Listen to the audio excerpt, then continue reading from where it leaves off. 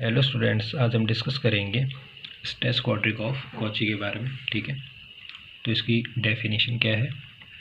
In order to study the nature of the distribution of stresses throughout a continuous medium we define at each point P of X quadric surface known as a stress quadric of Cauchy. यहाँ तक clear है। ठीक है, solution आ गया इसका। Consider a point P naught X naught in a continuum. ठीक है,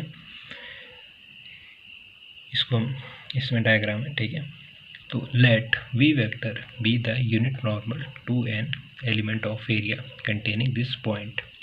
late A vector be the vector joining the point P naught. ठीक है, जो ए वेक्टर है वो क्या कर रहा है, joining the point P naught. ये है हमारा ए वेक्टर, ये है पॉइंट पी नॉट। ये डायग्राम होगा इसका। ठीक है, to some point P of X in the direction of the normal as shown in the figure.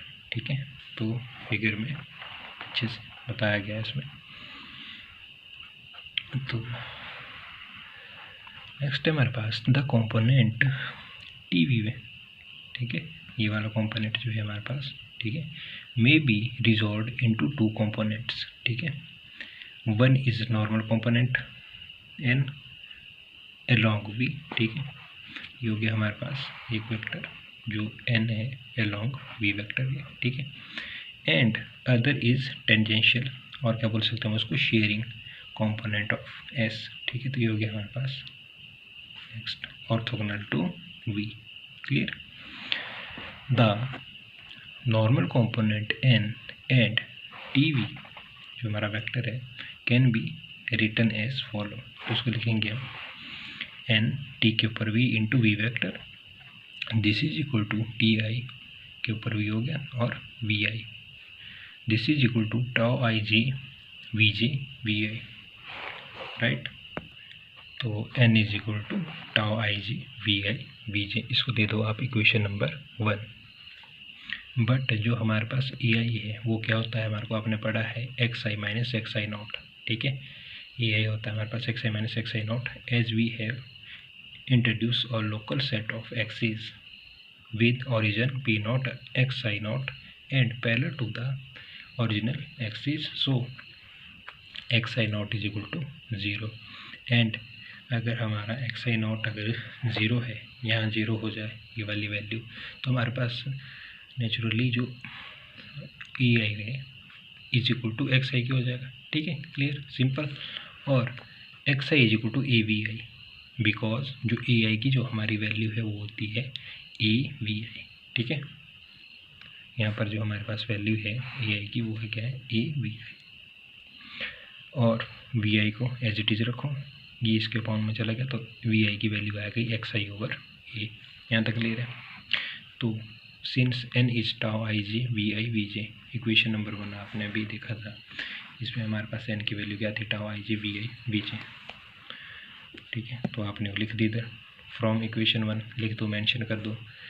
This implies N is equal to tau I J, V I की value क्या थी आपके पास X आई over ए, और we जे की value क्या होगी आपके पास x जे over ए, वो हमने इसमें लिख दी है। ठीक है, दिस इज इक्वल टू ए और ए हो गया हमारे पास ए स्क्वायर, इसको इधर लेके आओ लेफ्ट हैंड साइड, और हमारे पास राइट हैंड साइड क्या बच गया, tau I G x I X जी। ठीक है, बन गई हमारे पास इक्वेशन नंबर 2, यही वाला N A square is equal to यही term. Clear. Let us restrict the coordinates xi by requiring the end point p of x of a vector to lie on the quadric surface। तो 2f bracket के अंदर आ जाएगा हमारे पास x1 x2 x3 is equal to tau I J X I X J is equal to plus minus K का square. इसको दे दिया हमने equation number 3, where k is an arbitrary real constant. जो हमारे पास k है वो है आर्बिट्रेरी रियल कांस्टेंट। जो आर्बिट्रेरी होता है हमारा मनमाना। ठीक है, जो हमने माना होता है। And the sign is chosen so as to make the surface real, comparing equation 2 and 3। 2 और 3 को जब आप कंपेयर करोगे, ठीक है, तो हमारी जो ये साइड है, ठीक है, इसकी राइट हैंड साइड, इसकी जो लेफ्ट हैंड साइड है वो हमारी इक्वल है। ठीक है, दिस मीन्स की जो हमारा एन ई स्क्वेयर है this is equal to plus minus के स्क्वेयर। Right, simple. वही लिखा हमने, और n की वैल्यू हमारी यहाँ से डायरेक्ट निकल जाएगी, plus minus K square over ए स्क्वायर। इसको दे दो आप इक्वेशन नंबर 4। तो since A square is positive, so k square must be take positive when n represents tension and negative when, ठीक है, ये हो गया, and negative when it represent compression। यहाँ तक क्लियर हो गया। Thus it is clear from equation 4 that the normal stress at P naught acting across the surface normal to a vector is inversely, this is inversely proportional to a square। Clear? The stress quadratic has another interesting property of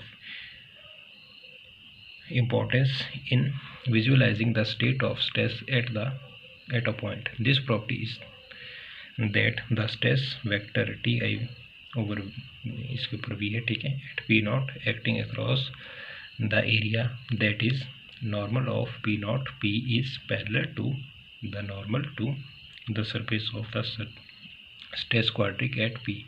Thus the equation of stress quadratic of Cauchy is given by, तो क्या लिखेंगे हम इसको, 2f bracket के अंदर आ जाएगा हमारे पास x1, x2, x3, this is equal to tau I J X I X G is equal to plus minus K का स्क्वायर। तो ये था हमारा topic stress equation, stress quadric of Cauchy.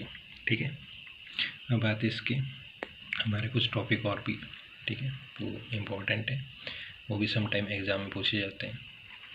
तो जैसे हमारे से पूछा जाता है, show that stress quadric is invariant under transformation of the coordinate. तो इसका सॉल्यूशन क्या रहेगा हमारे पास, if the coordinate axis are related to given a new coordinate system then for a new stress components tau I J tau dash I J comma, ठीक है, new component आ गया हमारे पास टॉ आई जे डैश या tau dash I J, the stress quadric become.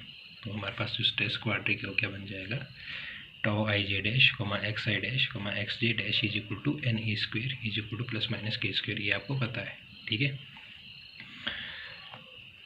हमारा इसमें क्या change होगा, इसमें डैश लग गया है, ठीक है, बाकी इक्वेशन सेम है। But both N and A do not depend on the particular coordinate system used, hence tau I G X G is equal to tau I G dash tau X I dash X G dash. तो जो हमारी ये वाली term है जो हमने अभी पढ़ी, ठीक है, this term is equal to this term, ठीक है, वही हमने इसमें लिखा, इसको दे दिया हमने equation number 1। Thus the quadratic form tau ij xi xj has a value independent of the choice of coordinate system. In other words, stress quadratic form is invariant under orthogonal transformation of coordinates. Using the law of transformation for xi dash in terms of xi, clear?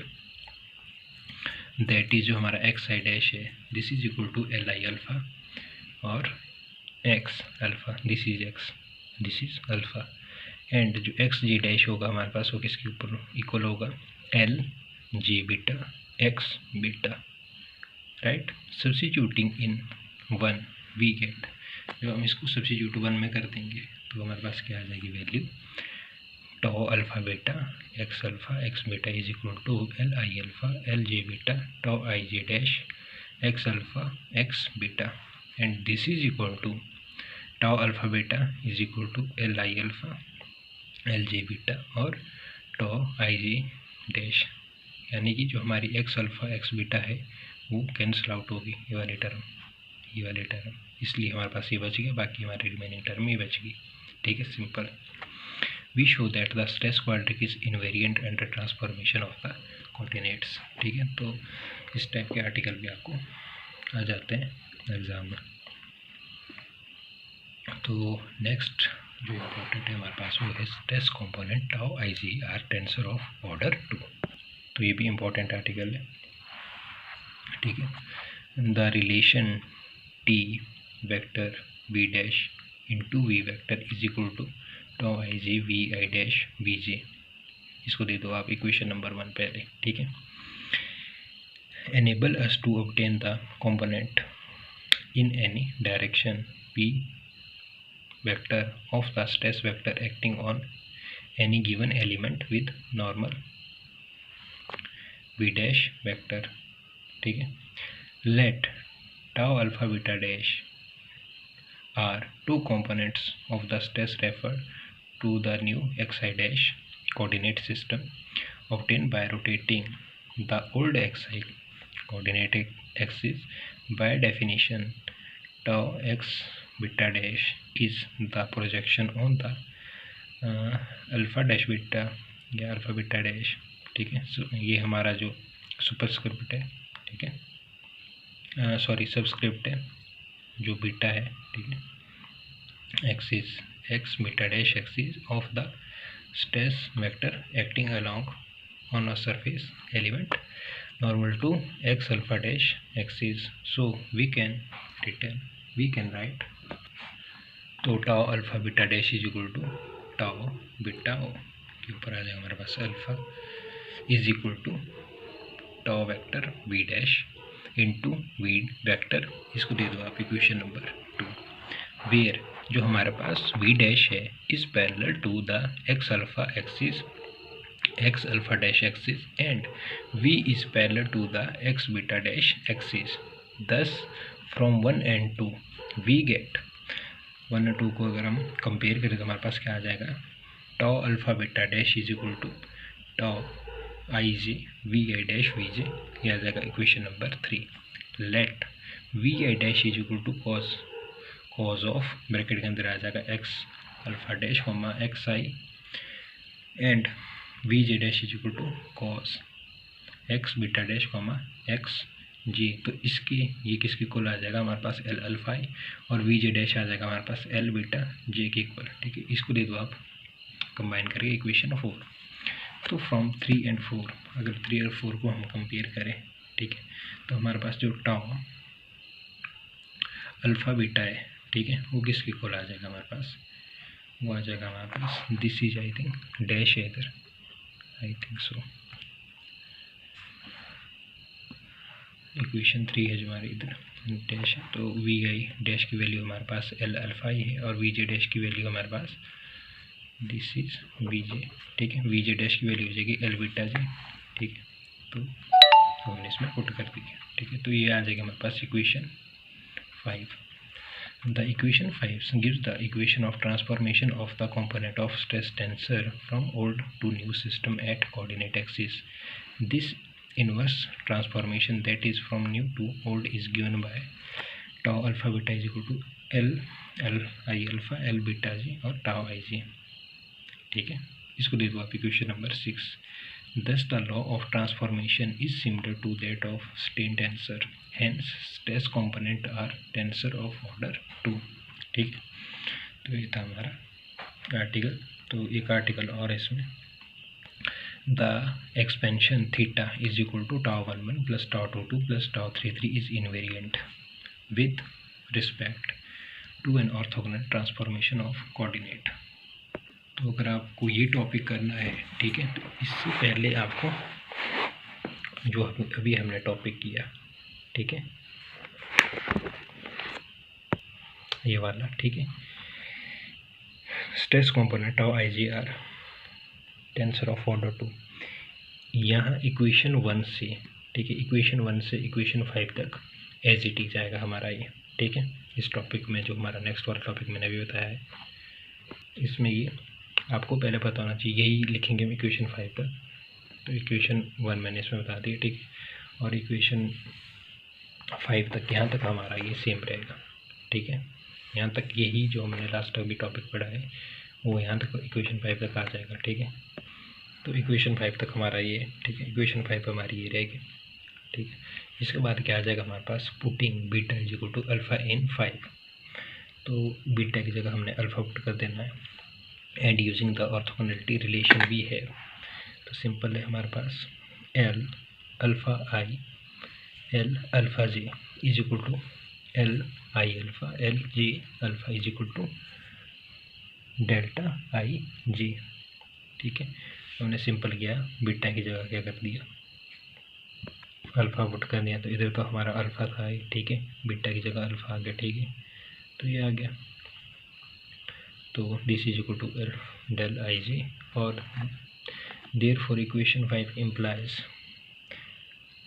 Tau alpha alpha dash is equal to, देखो इसकी जगह beta की जगह आप alpha put कर दोगे, ठीक है, तो हमारे पास इधर आ जाएगा टाउ डैश अल्फा अल्फा, वही similar is equal to L alpha as it is रहा, और एल अल्फा जी बीटा की जगह अल्फा आ गया हमारे पास, and tau I G as it is equation 5 में हमने पुट कर दिया। तो इक्वेशन 5 हमारे इस तरीके की बन गई है। तो this is equal to tau I G, tau I G, ठीक है, ये टर्म हमारी tau I G as it is रहेगी, और डेल्टा आई जी हमारे क्या होता है एल आई अल्फ़ा और एल जी अल्फ़ा, ठीक है, तो हमने इधर लिख दिया है, इधर हमने मेंशन भी कर दिया है, ठीक है। दिस इज इक्वल टू जो हमारा टॉस डैश अल्फा अल्फा, ये किसके इक्वल हो जाएगा हमारे पास टॉ आई आई के 10 tau 1 dash plus tau 2 dash plus tau 3 dash is equal to tau 1 plus tau 2 plus tau 3।